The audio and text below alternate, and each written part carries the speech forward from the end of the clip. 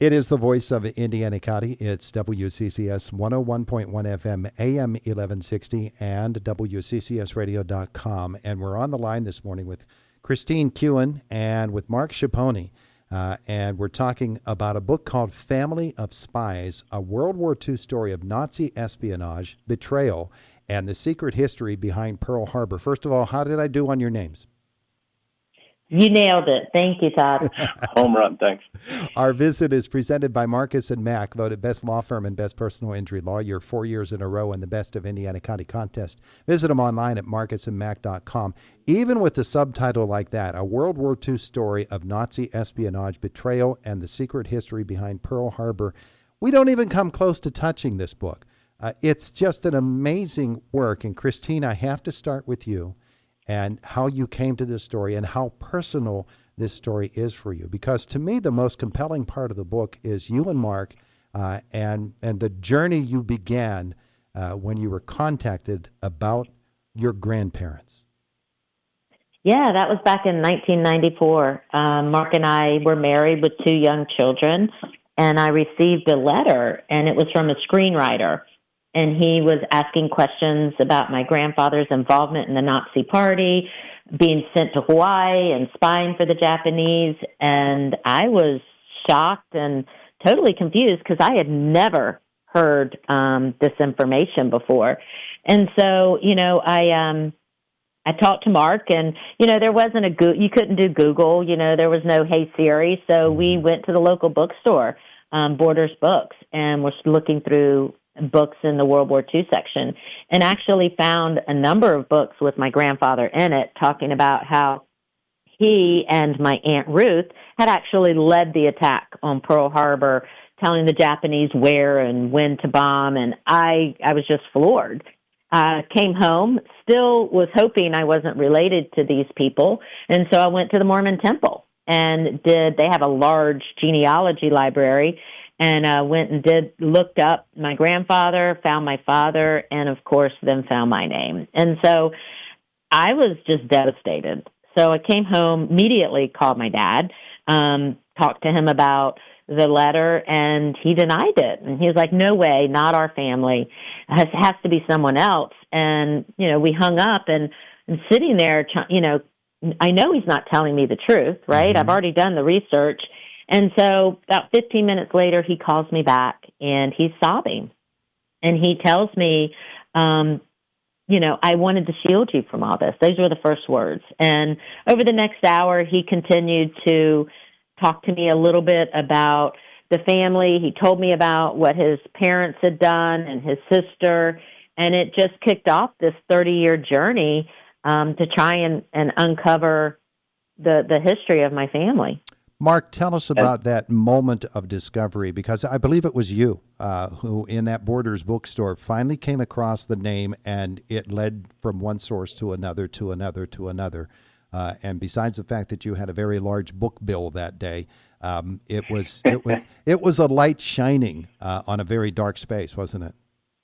Well, it also brought us back to 7 years earlier. So in 1987, Chrissy got a call from her dad and said, hey, you want to go meet your Aunt Ruth, who Chrissy had never met before. Her dad had always been very cryptic about his side of the family. So like, sure, we'll go meet Aunt Ruth. She was in a retirement home with her husband in Charleston, South Carolina. So we sit down, have a very nice meeting. She's this sweet little old lady. We drink tea. And at the very end, Chrissy sees a picture of a wedding photo on the table next to Ruth. And she says, oh, are those my grandparents? And Ruth just kind of nodded yes. She said, well, could you tell me something about them? And Ruth just nodded her head no, didn't say a word. Chrissy kept pushing. It's like, come on, tell me something. My dad doesn't tell me anything about that side of the family. And finally, Ruth just stiffened and pointed her finger at Chrissy and said, don't ask any more questions. You have a good life. Don't ask me any more about your grandparents, the family, or Pearl Harbor. Like, Pearl Harbor? Where'd that come from? So there were clues that there was some secrets and some craziness even all the way back then. Man, oh man. And the way that you unfold this story, Christine, it's incredible. You introduce us to Otto and Friedel, and just as importantly to Aunt Ruth, and what an amazing woman she is, and what a history to have to hide for so long as she did. And she's someone you never really got to know. Even as you did get to know her, there were so many different, she was a person in layers, wasn't she? She was. She refused to tell me anything about, her past. Anytime I would ask her a question, if we were on a conversation or I was talking with her, she would like cut it off, change the subject, and then she would ghost me for months. She would not talk to me about her past. But, when you think about, her life in Berlin, because she was actually, Friedel had two relationships prior to Otto, where she had Leopold, which was my dad's older half-brother, and then Ruth from another man who was a Jewish architect. And so, the fact that she was half Jewish, I think, really complicated the matters much more than they did when the Nazis started coming to power. So we learn about Otto and Friedel, and what an amazing story it is. And that's why this book of yours is so fascinating to me, because of the effect that it had on you and Mark and your family. But the story that you tell of these two people, your grandparents, who are sent by Nazi Germany to Hawaii to live in 1935 to become spies for the Japanese, all leading to Pearl Harbor. This is a story that not only do we not know of, and how many stories of World War II don't we know of? And this all unfolds before us, and it draws us in. And what an amazing story it is to learn about your grandparents, that they were spies for Nazi Germany, actually for Japan through Nazi Germany. It's just Correct. An incredible web that is woven here. Yeah, you think about it, and the fact that they, were sent in 1935, and they spent 6 years providing the Japanese with intel about the island and the bases that were there. And you think about, how they had to live a double life. I mean, they were sent as sleeper spies, right? They were supposed to lay low, but they really didn't do that. They hosted parties, and they were written up in newspapers. And all the while all this is going on, my dad and his younger brother Hans were just kind of living an idyllic childhood, And so it was a secret that they kept from them as well. But yet they played such an important part of history that, most people don't realize. And so... And that, what was... Oh, go ahead, Tom. No, you, Mark, go ahead. What were you going to say? I was going to say what was weird about it, too, was that, when we started this book, it wasn't even a book. It was just, let's find out more about your family. And the nugget that we had was that her grandfather was the only person ever tried and convicted for the bombing of Pearl Harbor. So it was like, wow, that's amazing. We got to do more research and find out more about this. And then it just became, oh my God, moment after another, where it's like, oh my God, they were in the Nazi party. Oh my God, your grandfather actually interviewed for the role of head of the Gestapo. Oh my God, Aunt Ruth had an affair with Joseph Goebbels. So it became this almost bigger monster than we had any anticipation of taking on.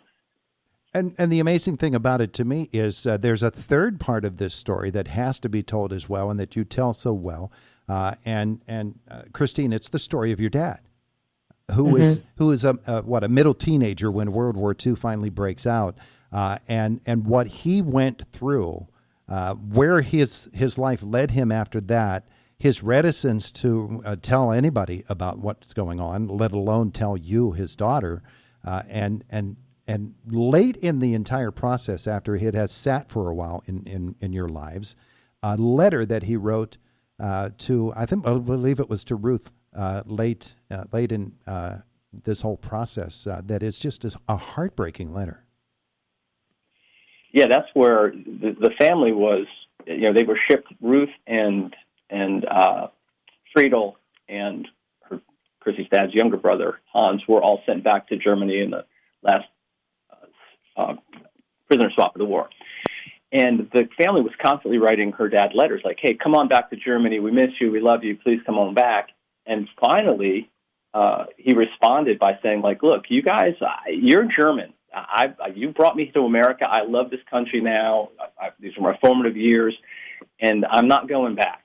And I think that's the letter you're referring to. And it was, try to picture how hard that must have been because he made that decision at 15 or 16, right, when he was still in the internment camps, when they were trying to get him to come to their internment camp. So it was just, very heartfelt and had to be gut-wrenching for him to make that decision, and that, I think, is why he kept it from the family for so long. So Ruth sent a letter on Christmas Eve of 1943, and this finally is, Christine, your dad's response. You and Hans will always be German. I never again. He basically telling them that the German chapter of my life is behind me and always will be.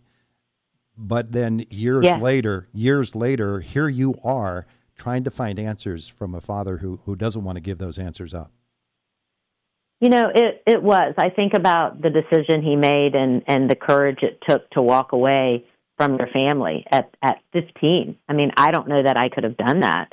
And I do believe he compartmentalized. I do believe he wanted to kind of put the past behind him and live in the present. And he coached my softball team. He was just a wonderful father. He loved to golf. We spent a lot of time together.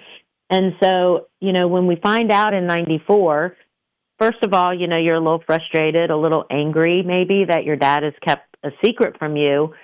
But then as you start to talk with him and you start to understand what his childhood was like. I mean, he was in an internment camp. He was interviewed by the FBI on multiple occasions. They thought he was just as dangerous to national security as, his parents. And so when you think about the fact that he didn't talk about it, you really understand why. You get the feeling and that he wanted to put it behind him. And I felt that way for 30 years. I just kept wanting to put it behind me. So I think I really understood where he was coming from with that. I am going to have to let the two of you go because I know you've got other obligations, but it is really, really a fascinating time. And it truly is a book you don't want to put down. And we've only touched the surface. We haven't really gotten into what Otto and Friedel actually did for the Japanese and in their story and in the whole story behind Pearl Harbor. The book is called Family of Spies, a World War II story of Nazi espionage, betrayal, and the secret history behind Pearl Harbor. Mark, Christine, where do we learn more about you and about the book? Yeah, you can get the book at Barnes & Noble. You can order it on Amazon. I recommend stop by your local bookstore. They have them there, and they can talk to you a little bit more about the book. So that's where you can find out, get the book, and learn more about the history of this family. Well, I said, but at the end of every year, I put together all of my book guests, my authors, and I say, well, these are the books I enjoyed most of all, and it's going to be hard to beat this one. Family of Spies. Christine and Mark, thanks so much for the visit this morning. I appreciate it. No, thanks for your time. Thank you for having us. Have a wonderful day today. You too. Bye-bye.